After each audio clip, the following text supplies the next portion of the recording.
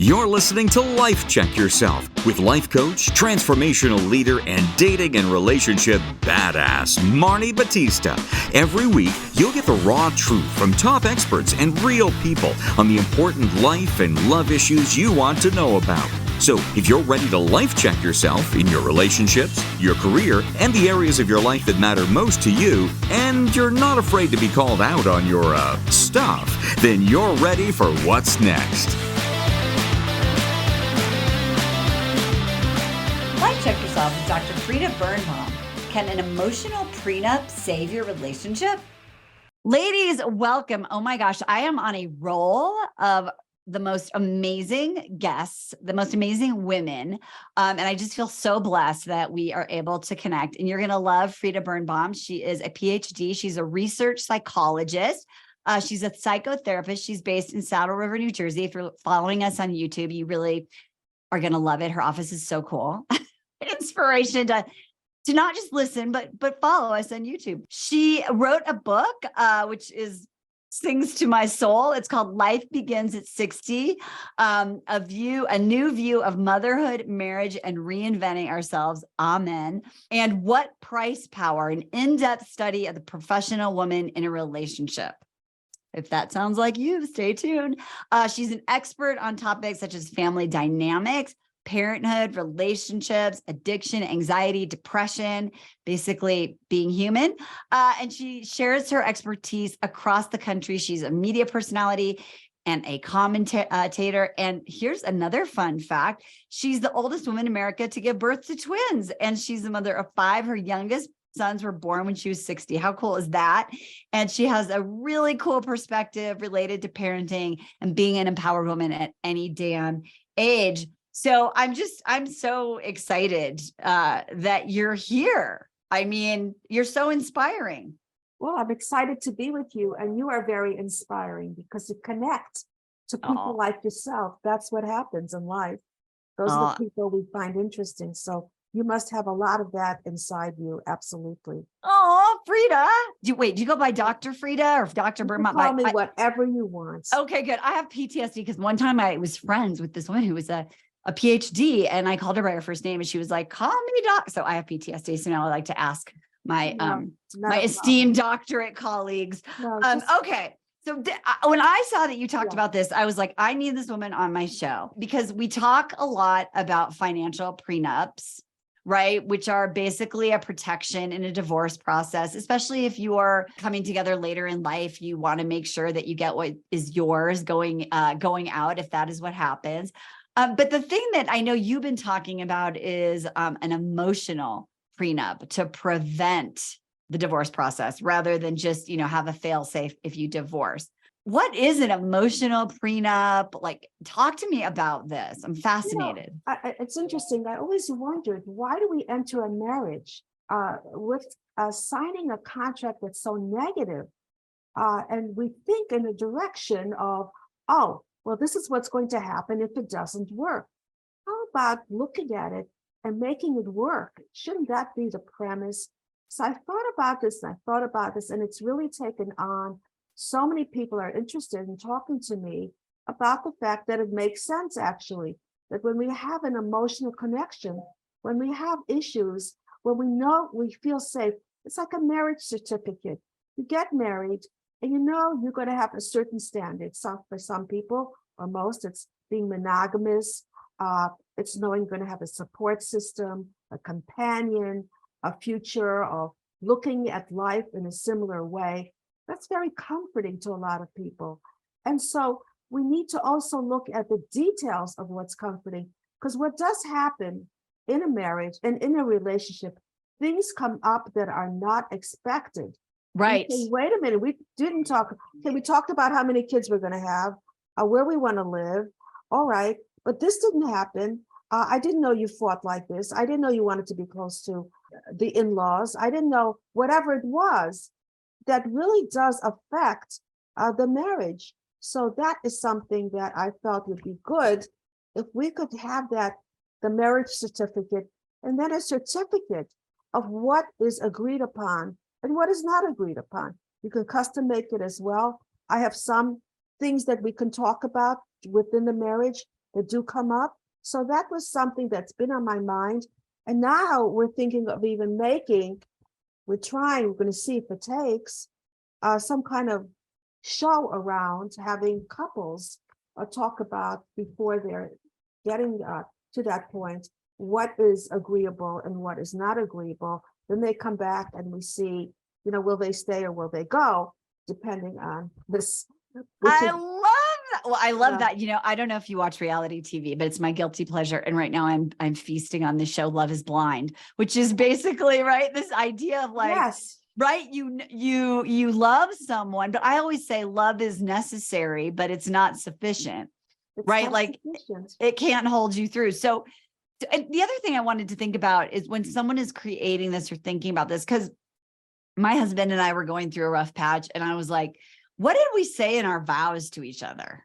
Like we stood up there, like, however many years ago, 8 or 9 years ago, we've been together like 14 years. And we made these promises.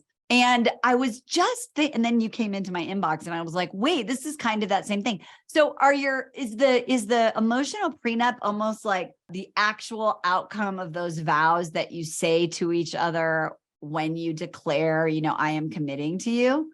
Yes, it's more detailed. So yes, until death or whatever do us part, and I shall honor you. But what does that mean? I mean, there's a lot of things in between that we're not really talking about that is really life itself. So those are the things that come up. I've been married a long time. How many years? 50 some years. Wow, that's amazing. Probably older than you are. Well, maybe a little bit, but a little bit. You look amazing, by the way. Again, watch us on YouTube. That's why life begins at 60, my dear. I have to tell you something. Don't be afraid of getting older, because it's a false premise. Women just don't tell their age. That's about the whole thing. But in reality, I think it's better than ever. I think it's more exciting than ever. I think that you own yourself more, and you don't fall apart physically either. So tomorrow I may fall apart. Today I haven't yet. Well, you had a babies at 60. So your parts are thriving. My parts are thriving, and it continues to thrive. So we need to, especially women, need to know that there's so much out there. You can make so many decisions, moving, new relationships, new careers, whatever you want to do. There's nothing that holds you back unless it's you holding yourself back. Oh, it's so true. There's I lived in we're going to talk more details about the emotional prenup, but I just want to honor your point, because I spent the last year, it's actually a year ago today, that we bought an RV, and we spent almost a year living in this RV. And we were meeting all these couples that were in their 70s and 80s, and they're out there traveling around. And the one thing that they said to us was good for you that you are creating your life. So many people wait to do their life until they get to a certain age, until they retire. Yeah.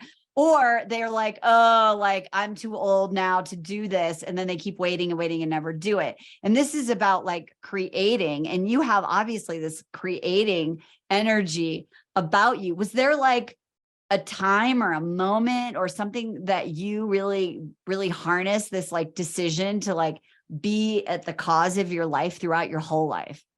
Yes. When I had children, I was standing in the supermarket, and I looked at this woman in front of me with children, and I said, why is she so happy? And I'm not content. Is this going to be my life? All the energy, the motivation, the excitement. I love my children. I was honored to have them, but I needed more. So I decided to do research on it, actually for my PhD. What happens when a housewife becomes a professional? That was my research. I researched 400 women to see.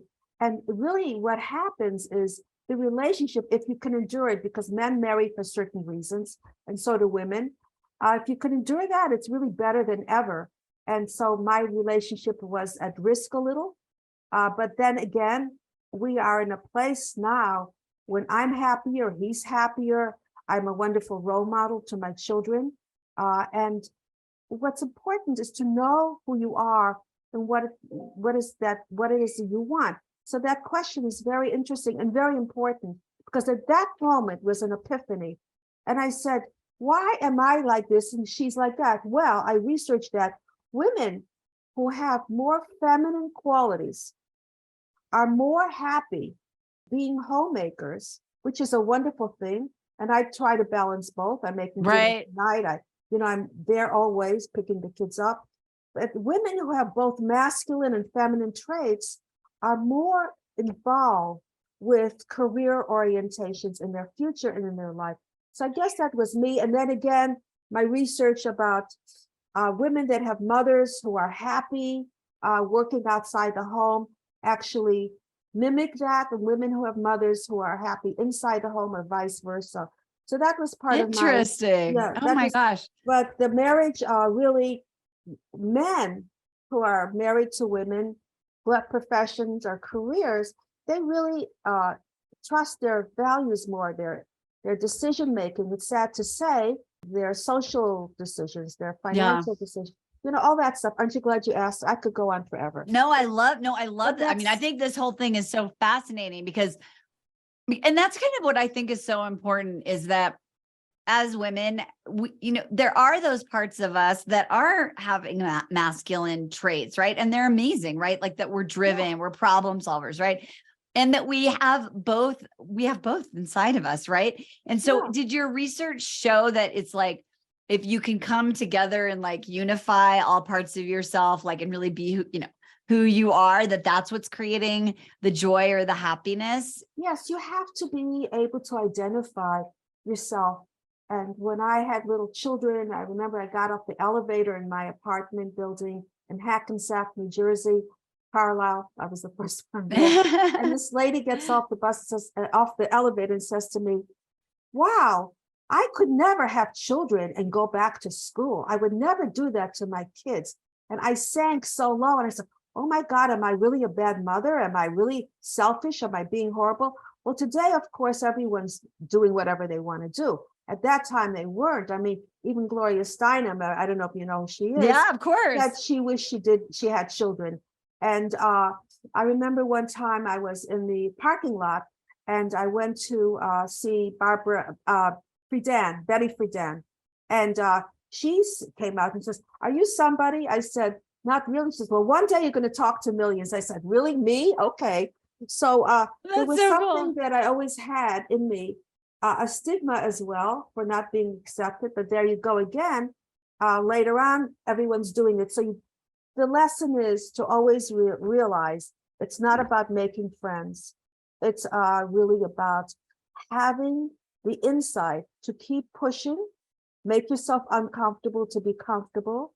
Yes. And, move out of my way. Here I come. That's the Woo! end. I love this. Okay. You're like, if I lived in Saddlebrook, we'd be, my video got a little weird. We'd be having coffee right now because I just want to I just want to hang out with you. Okay. So let's go back and talk about the emotional prenup, because you said you have some details about what kinds of things you could put in it. And then I'm going to make a note because I also want to ask you about if you only can do this at the beginning of your relationship. But let's talk about what's in it. Like, what are some of the details? Are you a spender or a saver? That's very important. Money is the number one reason why people get divorced, believe it or not. It's so sad. It's so sad. My parents didn't have any money. They didn't get a divorce. They didn't know if they had a choice, actually. Maybe that's a good thing. Right. But, years ago, divorce was looked at as a disease. It's, you couldn't do it. And women were dependent financially as well. So there was double standards. It wasn't good. But today, these things are the reason with money.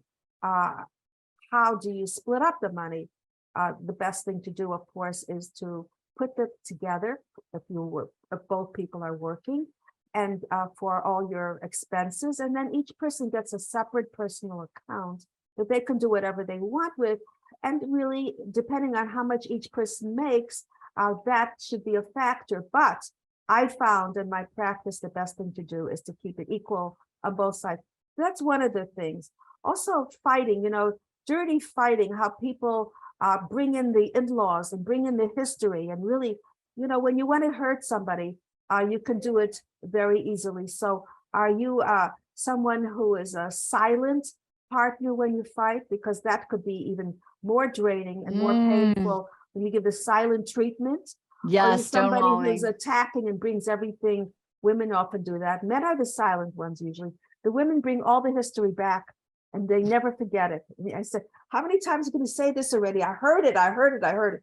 Well, those things are, funny. I mean, we could hear it on Saturday Night Live and that would be really hilarious. Right. But you know what I'm saying? But it's a repetition that we do over and over and over. So those are things that keep the conflict going. And then we have to look at lifestyles. What do you expect? Do you expect to live close to your in-laws or not? What about holidays? How often do you want to celebrate and get together with friends or relatives, or you don't want to get together? And when we talk about religion, those are things we do talk about beforehand. But how often do you want to participate in religion? So it's the details that are involving that we don't talk, that really trap us before we even have this romantic period, which is almost 3 years, die, but it becomes, when I say die, it's negative, but really the relationship, as you know, becomes more in depth, Right. more meaningful, and there's a more connection after that. But these things, where that love, romantic, wow experience, not leaves, but dwindles down a little bit, you're left with all this other stuff that is really just as important, or sometimes even more important, because today, the way we live our lifestyles, we live together, and then that, my time, that was a disgrace. Are you kidding Right. me? And then who knows why you have to get married or not, because there's somebody else, just a push of a button. You can get somebody else that's better with more problems, probably. But that's what, Right. you know what I'm saying? Yeah, the way no, we well, live our lives. that's the illusion, right? That's the illusion. Yeah. Well, so I made a list of these things because I just think it's so awesome. Because when I think of my own relationship, those are the things we argue about, Frieda. My spending holidays with my adult kids, and my ex-husband's divorced now, right? And so I'm like, what's the deal? We can all be together. The kids don't have to choose, right? Like, he's fine. My ex-husband is like, my husband's like, I don't want to do that, right? Or celebrating holidays, or thinking about the things that happened in the past and how are you going to forgive those and let those go. And so when you think about those things and you don't realize that you can make a commitment about how you want to handle it, how do you put this in your emotional prenup? Is it that you are going to make those agreements ahead of time, or is it that you're going to agree to have different views of those things and this is how you're going to solve it every time? What's inside this document? Going to make the agreement ahead of time. Okay. That's the big issue. Otherwise, you can go to therapy afterwards. And that's something is more difficult because you're fixing something that's already broken. Right. Yes. This is something that is more of a unification between two people to work it through so you can work hard. A marriage is not easy. I can vouch for that. Yeah, 50 years, right? Yeah, some years. And believe me, every other day I think, am I in it, or am I staying, or am I leaving? But that's part of the process. Then I think, nah, I have to stay home. I have whatever to do. But then it mends itself. But yes, so we have to look at the beginning of what are the boundaries, what's really important for you. It may not be that important for the other person. So love does come into perspective of being there, not a narcissist, but putting yourself aside, what we mean by that is it's not who's right or wrong. It's really what has the best effect. You have to listen to each other. You have to be able to compromise with what the other person is doing. That's all part of this initial agreement between the two of you, which prevents the repetition, because we tend to repeat ourselves in our lives. So we argue in the same way over and over because we want to get at the person. So who my parents are can be an easy target. It's not who I am, but believe me, I've heard about who my parents are for a long time. But one of the deal breakers in my marriage was, I said to my husband, it's very important for me to have you help me take care of my parents. Yeah, I love that. They were Holocaust survivors, immigrants in this country. They looked like little ETs walking around with these Jewish accents or whatever. I said, you got to do it for me, because that broke my heart. They broke my heart always. I was unconditional. And I would send them money that my husband didn't know about, but he'll know now. But it's too late, but whatever that is. But so that was my thing. Now, Yeah. that was very important to me. And he went along with it. Little did he know that it was going to last a long time. But we went on vacations with them. We had all the holidays. And I miss it because they're no longer here. And it was when I gave to them, I gave double back to myself, even more than my children.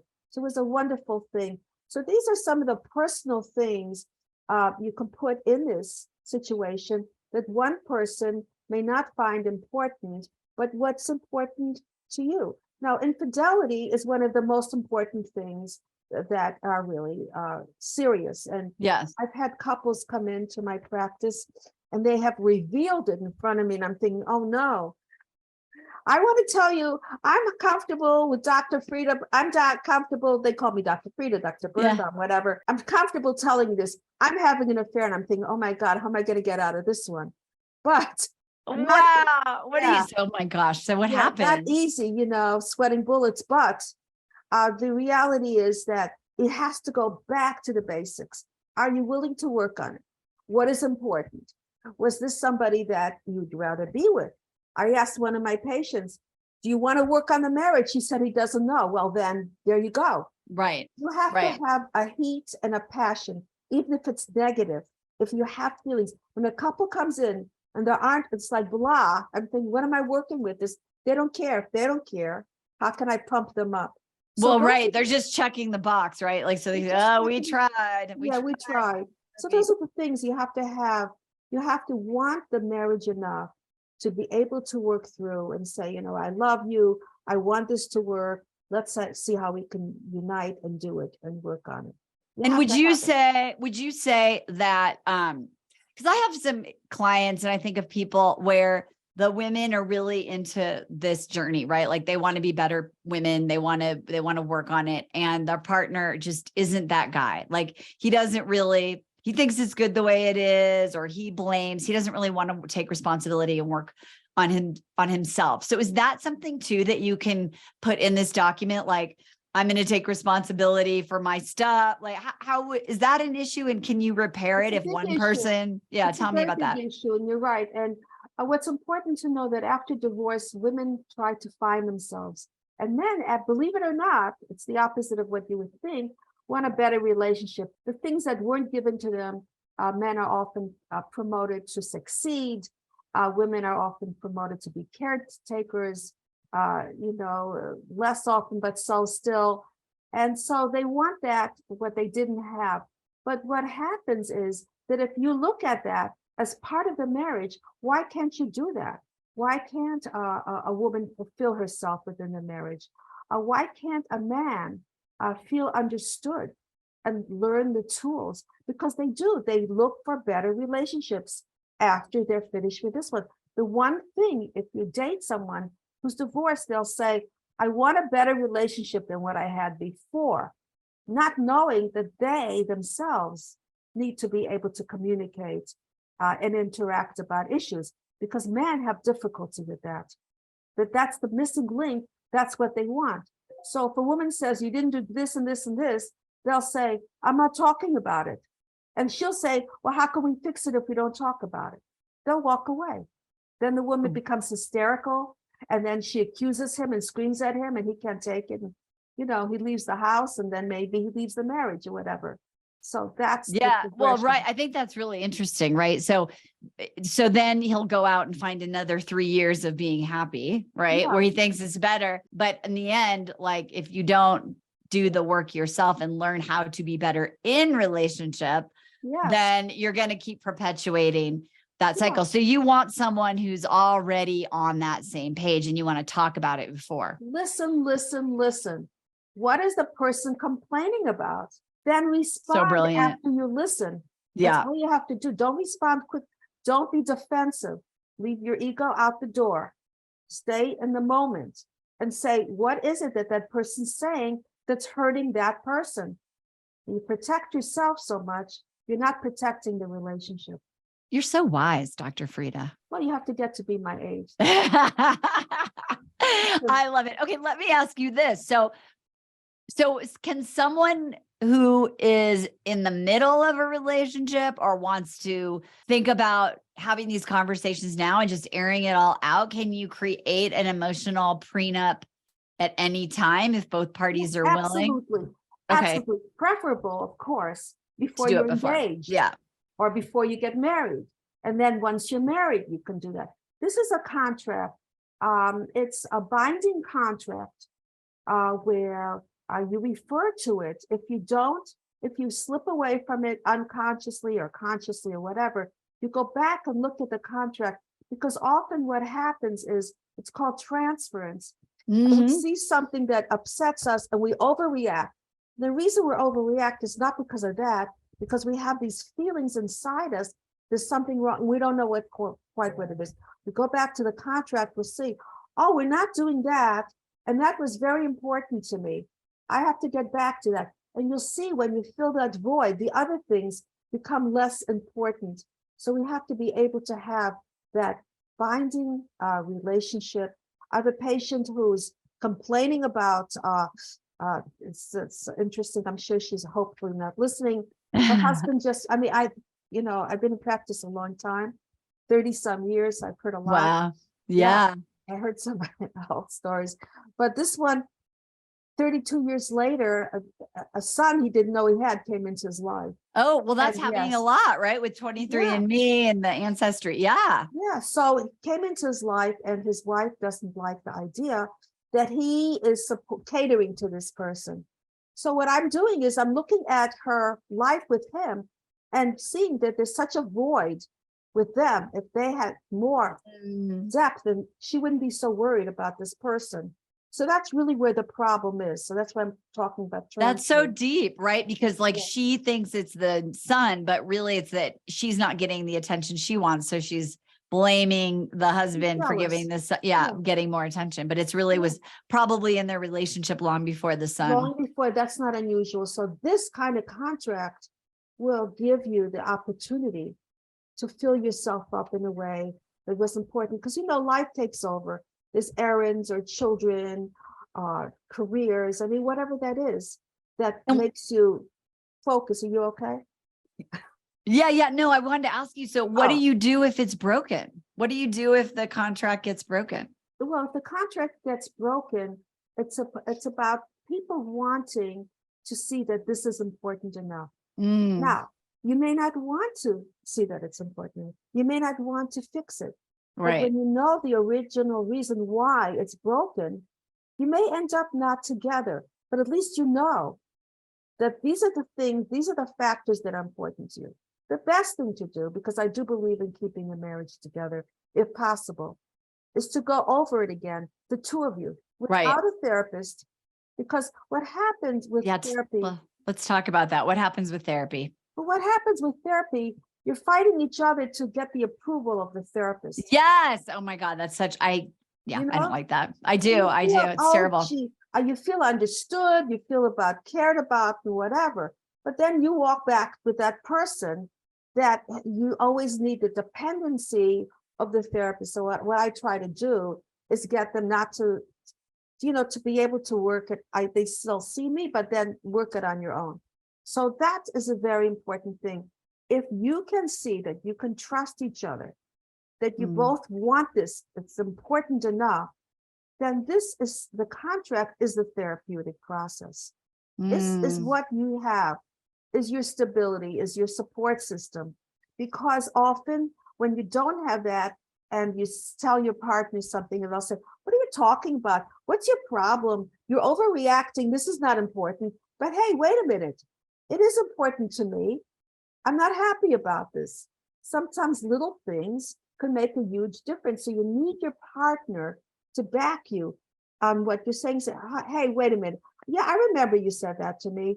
I understand it's important to you. So if you each go back and forth, giving back and forth, you get back twice as much. But you have to step out, break that circle, step out of that circle and be the stronger one to move forward, to make some change. But what happens in a relationship, when one person makes some change, the other person tends to go in that direction. And that's the best way. So always have that contract to look to, and to be able to feel that security, the bonding, the companionship, that's so important.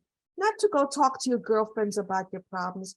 That gets you nowhere. Not only that, they often perpetuate the problems because they identify, so you have a soulmate in your friends, but that's not where you should go. Yeah, I love that. I was going to say, I have a really good friend who went to therapy with his partner, and he finally just said to both of them, there's nothing I can do right here. You guys both, I just come here every week and you gang up on me and tell me what's wrong with me. And I'm doing my best and I need some credit. And I think that is a really a big thing, is that we go and we just want this third party to tell us that we're right. And then we hope that punishment, right, will make our partner change or be better or do better. But it's just, like you said, it's just creating this, perpetuating the cycle. Perpetuating the cycle. And not only that, often it makes it worse because people will go separately to different therapists, and each therapist hears the perception of that person, right, and supports that. So that's not good. Then they even divide even more because they feel stronger in how they feel. So that's very important, to go to the same person. And also I find if one goes and doesn't, the other doesn't, that person who goes is more involved. So that's also not helpful to the marriage. It's good for the person. It makes them stronger, but always go together or even separate, but to the same therapist. So you can know that this therapist hears the other side. There's something to work with. Otherwise, it's really not as helpful as people think it is for the marriage. So the different ways of looking at how to help the marriage that we're talking about, this emotional prenup, which I've always felt was missing. I said, what's wrong with this picture? It seems so crass. Is marriage about money? What am I going to get? Maybe I'll get a divorce quicker. I'll get more money and I'll have more control over what I do. I'm sure it enters people's minds. Why should I have to put up with this when I can have what I want and not put up with this? Right, exactly. It's too easy. Yeah, I think what you're saying too is that when you create this, you're doing it, you're coming back from the place of like what we love about each other and why it's worth it. It's like we're doing this for the sake of the reason we came together. We're doing it for the sake of our shared vision, of our families, of our kids, or whatever it is. And and I love also just like hashing out all these details before. And it's almost like preemptively, like you said, realizing that the things that don't bother you now, just because they haven't come up, are going to be things that will once the shininess has sort of, and life happens and you age and your kids age and life changes. Yeah, absolutely. And not only that, you have to go back to what brought you together to begin with. Yeah. Having, going away once a month on a weekend, going out on a date every weekend. So you don't look like you're something the dog dragged in or something. I love that. I love that. When you're going, are you home? You better help me. I need help with the kids and I have to make dinner and I'm exhausted. And he's saying, oh my God, keep away from me. That kind of thing. That's amazing. So, well, I am so glad I got to meet you. Ladies, definitely go to drfrieda.com. You want to check out her book, Life Begins at 60, and What Price Power, an in-depth study of the professional woman in a relationship. She's got articles. She's got great information on here. And if you just are in her energy, you will be inspired and it will help you to really create your life one day at a time by the choices you make. And that is amazing. And also she has really cool interior design talents, as I can tell by her beautiful, I know later I have to tell her, I have to see her desk. I'm going to interview you again and I'll see your desk. We'll set it up differently. Yes. Love you. And you're an inspiration. Oh, thanks, Dr. Frieda. So ladies, you've learned so many things. I'd love for you to re-listen and share this with your friend, share it with your partner, and go make a list of those things that you can talk about. Whatever it is that you do, make sure you life check yourself. We'll see you next time. Bye-bye. Hey, thanks for tuning into today's show. So, if being in an intimate relationship in which you feel 100% seen, heard, and accepted by a high caliber man is a priority for you right now, and you're interested in seeing if you're a fit for working with me and my team at Dating with Dignity, here's what I want you to do. Just head over to DWD VIP, that's D as in dating, W, D as in dating, VIP.com, and book a call to speak with my team. We'll get on the phone with you for about 60 minutes and you'll get crystal clear on what's stopping you from finding true love right now. We'll also take a look at what you want to create, what you want your whole life to look like when you're able to finally be fully expressed as a woman in a healthy relationship with an incredible guy. And if we can help you get from where you are right now to where you want to be, we will show you the fastest path possible that makes sense for you to do that. We help smart, successful women all over the world solve this one missing piece in their life so they can finally have it all. So to see if we can help you do the same thing, head over to DWDVIP.com. I'm Marni Batista, and let's talk soon.